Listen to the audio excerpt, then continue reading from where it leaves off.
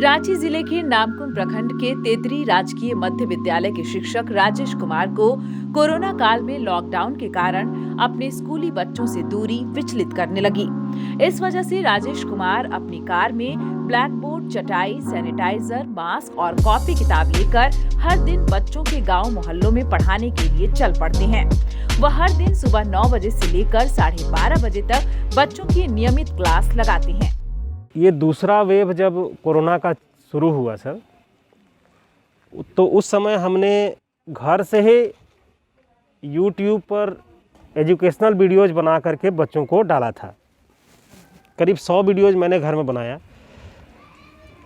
Maths का मैं teacher हूँ, इसलिए मैथ्स का ही बनाया। और जब बच्चों को मैंने उनके व्हाट्सएप ग्रुप में भेजना शुरू किया तो हमने ये पाया कि बहुत ही कम बच्चे उससे लाभान्वित हो रहे थे।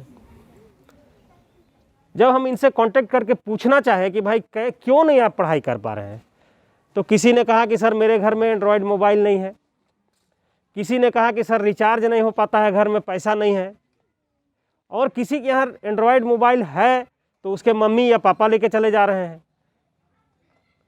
या तो बहुत सारी जगह ऐसी भी स्थिति है कि एंड्रॉयड मोबाइल अच्छे किस्म की नहीं है, इसलिए वो हैंग कर जा रहा था। तो हमको लगा कि इतना वीडियोज़ बनाने के बाद भी मेरे बच्चे जब उसका लाभ नहीं ले पा रहे हैं, तो क्यों ना हम इस पढ़ाई को उसी के मोहल्ले में जा कर के उन बच्चों के बीच में पढ़ाएं।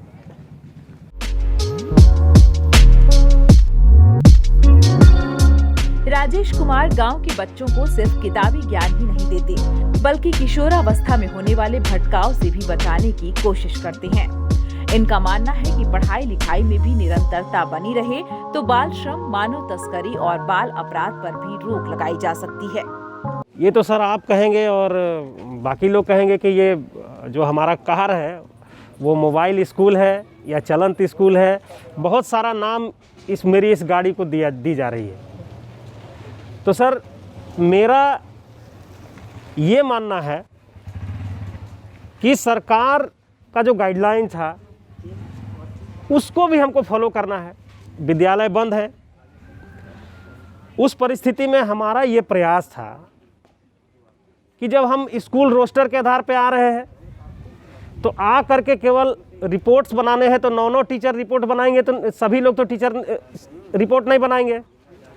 तो कुछ लोग रिपोर्ट बना रहे हैं, कुछ लोग शिशु गणना कर रहे हैं या कोई भी अन्य तरह का जो गतिविधि, विद्यालय गतिविधि कर रहे हैं। तो मैं जो हूँ अपनी अगुवाई में अपनी कार को ही एक मोबाइल स्कूल पाठशाला के रूप में बदल दिया और हम उसमें वाइट बोर्ड खरीदे, मार्कर खरीदे, सैनिटाइज़र, मास्क, सब चीज़ हमारे गाड़ी में ही रहता है। दर्री भी हम गाड़ी में रखते हैं, बस यहाँ निकाले और हमारे बच्चों को टाइम दिया रहता है और हम यहाँ चबूतरा में हमारा क्लास लगता है। पेड़ के नीचे चबूतरे पर पढ़ाई कर रहे गांव के इन बच्चों में प्रतिभा की कोई कमी नहीं है। जरूरत है इन्हें निखारने की। 7वीं और 8वीं कक्षा में पढ़ाई कर रहे बच्चे बड़े अधिकारी बनकर देश की सेवा करने की चाहत रखते हैं। जब मतलब कि लॉकडाउन हो गया तो फिर पढ़ाई हम लोग का तो छूट जाता ना, इसी के लिए फिर मोहल्ला क्लास स्टार्ट कर रहे हैं। मतलब कि जब से लॉकडाउन हुआ है तब से हम लोग मोहल्ला क्लास करते हैं। सर मतलब बोर्ड, दरी और सैनिटाइज़र और मास्क सब चीज़ व्यवस्था करके लाते हैं, और जो बच्चा भी अगर मास्क भूल जाता है तो मास्क देते हैं और सैनिटाइज़र करके हम लोग करते हैं, देते हैं सर सैनिटाइज़र, फिर कर लेते हैं। उसके बाद हम लोग पढ़ाई स्टार्ट करते हैं। मैं बड़ी होकर एक बड़ा अफसर बनना चाहती हूँ और लॉकडाउन के कारण अभी पेड़ के नीचे पढ़ रहे हैं। और मैं पढ़ लिख के IAS ऑफिसर बनना चाहता हूँ। और मैथ मेरा फेवरेट सब्जेक्ट है और राजेश सर पढ़ाते हैं मैथ, और सुलेंदर सर भी आते हैं तो पढ़ाते हैं वो GK, और कभी कभी सभी टीचर पढ़ाते हैं हम लोग को। कहा जाता है कि शिक्षक उस दिए की भांति होता है जो खुद जलकर दूसरों को रोशनी प्रदान करता है। तेतरिया राजकीय मध्य विद्यालय के शिक्षक राजेश कुमार ने भी अपनी सूझबूझ का परिचय देते हुए उन बच्चों की पढ़ाई को जारी रखा है जिनके पास स्मार्टफोन नहीं है और वह ऑनलाइन क्लास नहीं कर सकते हैं। न्यूज विंग के लिए सहयोगी धर्मेंद्र के साथ संध्या। Giridih is a small place, and we have like very less facilities in terms of education and this kind of infrastructure. It came to our mind that basically there should be good opportunities for the students of Giridih, those who are leaving the town and going outside for studies, their higher studies and their education. I wanted my son to start with the coding classes, so I researched it online. I got through all the reviews and everything.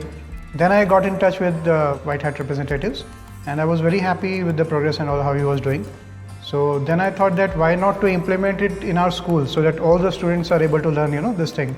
I started coding because we can make our thoughts real. We can interact with the computer. White Hat Junior is helping me to create a web browser. And I think on this part, White Hat is actually leading, on this coding platform. It is definitely a very good platform and one should implement in every school.